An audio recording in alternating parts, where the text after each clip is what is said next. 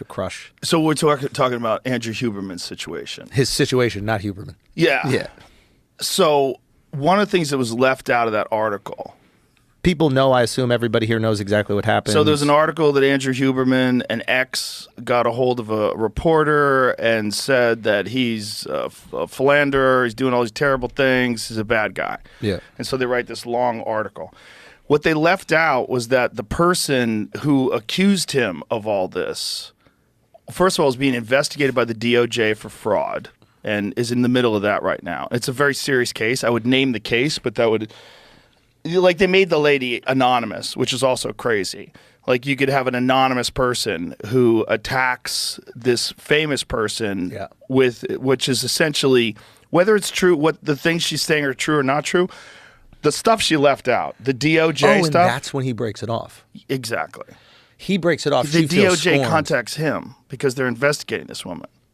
And you think that that would be like maybe the first paragraph of the article. You would think that would at least be a part of the article. Yeah. If it was a real piece of news. Yeah. You would say, oh, this is complicated. Yeah.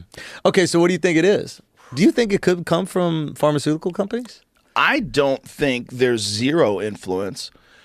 You know, I mean, I think for sure. Look, with the stuff that happened to me, that's what I was going to ask. What do you think it comes from? That was 100% influenced by pharmaceutical drug companies. Political interest too? Yeah, well, they're all tied in together because they fund them. Yeah. So you got pharmaceutical drug interests that fund the network, right? They pay for so much of the advertisement. So right? Yeah. I mean, you now can't they're just beholden cut to the that advertisers. off. Yes, you cut if the news said no more pharmaceutical drugs. Like, let's imagine if the government says this. Yeah. The government says no more pharmaceutical drug contributions to super PACs, no more pharmaceutical drugs ads on television shows and newspapers, no more. Then you have to fill a massive void that's missing from those ads. And you're going to have to bring in Toyota trucks and fucking all these different things. Yeah. You're missing out on a lot of fucking money.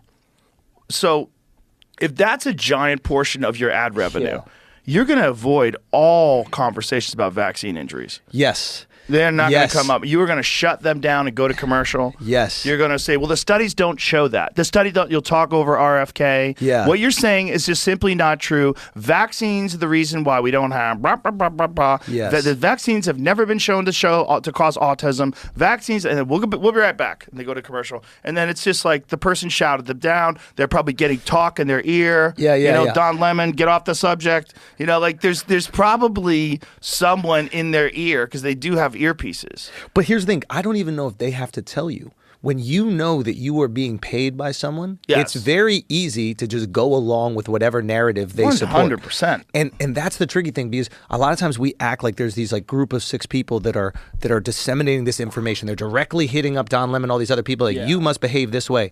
I think people fall in line. I think it's almost human instinct to fall in line. When you know who's got your back, you kind of fall in line with it. And if the pharmaceutical companies are supporting 25% of your ads or 30, whatever the fuck it is, you fall in line with it. Yeah. You fall in line with the narratives of the networks you're with. If you write for the Washington Post, you probably fall in line. Yeah. And when you start to ruffle feathers, your articles don't get posted. And then you realize, oh shit, if I want my articles to get posted, I got to write like this. And my kid's in private school and I want to build a pool.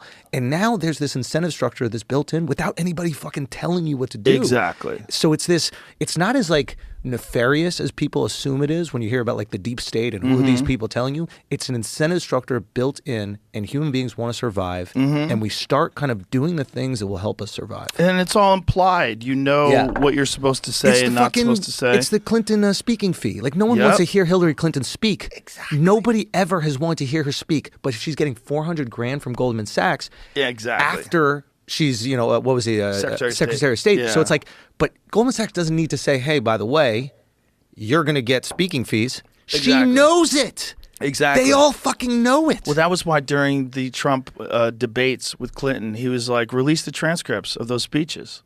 Oh, I love it. Yeah, I'll release my taxes. You release